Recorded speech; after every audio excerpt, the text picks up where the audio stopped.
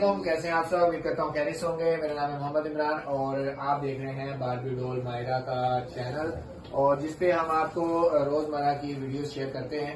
आज हम आपको बताएंगे कि आज रमजान का दूसरा रोजा है और अल्हम्दुलिल्लाह हमने इफ्तार की तैयारी की और आज जुमे का दिन है और बच्चों ने आज तैयारी भी की थी और मायरा भी तैयार हुई थी और हम तैयार हुई है इफ्तारी के लिए स्पेशल। आप उनको दिखाएं, जरा क्लोजअप दिखाएं, मायरा को दिखाएं। अल्लाह माशाल्लाह, मेरी बेटी तैयार हुई है, गुड़िया लग रही है मेरी बेटी। अच्छा आप अब माह भी मेरी बेटी है, ये भी तैयार हुई है। हाँ मेरी बहुत प्यारी बेटी। अच्छा तो मेरी बेटी के गले में दर्द है और मैमूना भी तैयार हुई है हमारी, और हमारी महनूर भी तैयार है। महनूर भी माशाल्लाह बहुत प्यारी लग रही है। महनूर आपने बाल बनाए थे, किसी से बाल दिखाओ मुझे। माशाल्लाह बाल भी कितने अच्छे लग रहे हैं। नहीं गिरता, ये नीचे नहीं गिरेगा इंशाल्लाह, ठीक है। अच्छा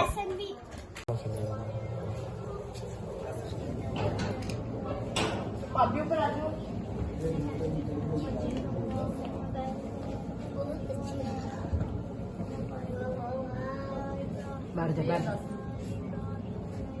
10 मिनट पे हजे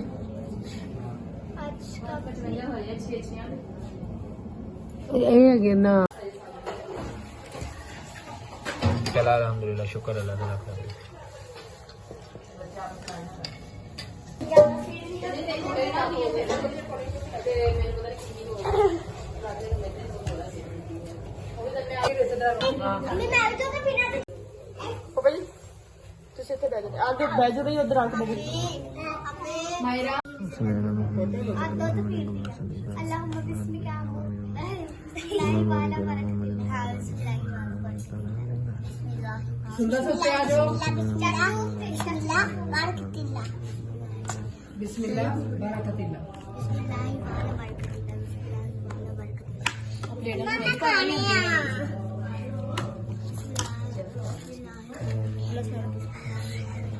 मम्मा क्रीम ला दे, क्रीम ला दो।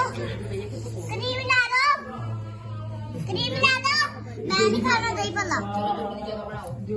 मैं जा दही भल्ले खानी, जा फिर मैं जावा से नहीं जा पर मैं दूध खाना जावा तो दूल्हा खानी है। तुझे रोजा खोल भी लिया? जो खाना इन्हें रोजा खोल भी लिया?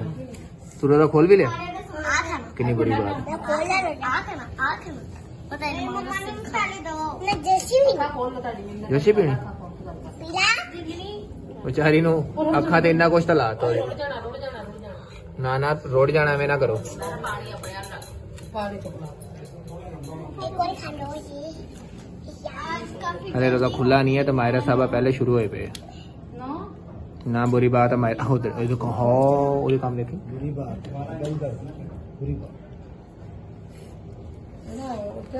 मायरा को तो सब बच्चे को नहीं होया, वो तो शुरू हुई पई है खाने वास्ते।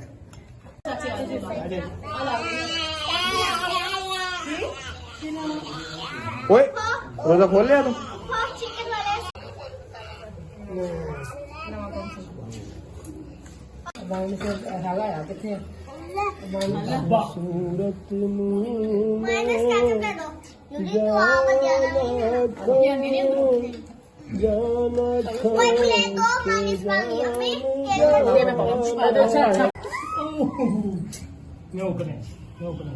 नहीं कुछ नहीं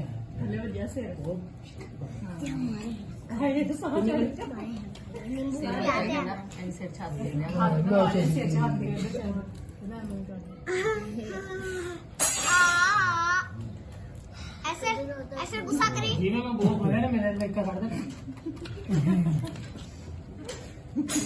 अबीला भी इन्नी दास हो जाती है ना।